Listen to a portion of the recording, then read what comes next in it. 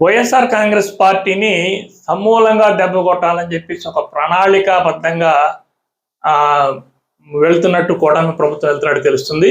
ఇప్పుడు చిన్న చిన్న అరెస్టులతో ప్రారంభమైంది. వల్లభనేని వంశీని అరెస్ట్ చేశారు, పోసాని కృష్ణమురళిని అరెస్ట్ చేశారు, అలాగే రోజాని కొడాలినాన్ని కూడా నెక్స్ట్ అరెస్ట్ చేస్తారు అని చెప్పేసి కొన్ని వార్తలు వస్తున్నాయి.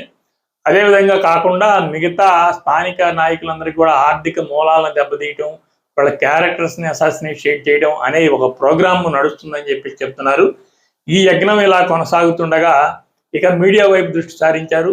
మీడియాలో దాదాపు 4 టీవీలు తెలుగుదేశం పార్టీకి అనుకూలంగానే మాట్లాడుతుంటాయి.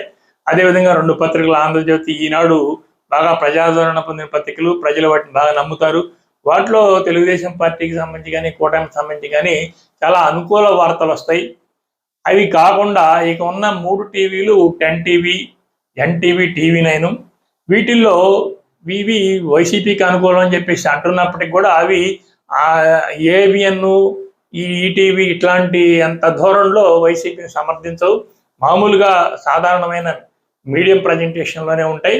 ఇకపోతే సాక్షి వైసీపీ వాళ్ళ సొంత పత్రిక, జగన్మోహన్ రెడ్డి సొంత పత్రిక, సాక్షి పత్రిక, సాక్షి టీవీ. ఇక దాన్ని దెబ్బకొట్టే కార్యక్రమం ప్రారంభమైనట్టుగా చెప్తున్నారు.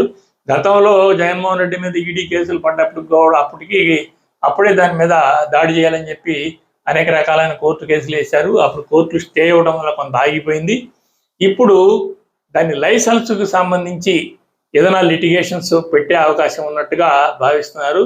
కేంద్రంలోనూ రాష్ట్రంలోనూ ఒకే, కేంద్రంలో ఉన్న బీజేపీ, రాష్ట్రంలో ఉన్న టీడీపీ ప్రభుత్వానికి అనుకూలమైందే కనుక సాక్షికి సంబంధించి ఏదైనా లిటిగేషన్స్ పెట్టి సాక్షి టీవీని ఆపేయడానికి ప్రయత్నం చేస్తున్నట్టుగా వార్తలు వస్తున్నాయి.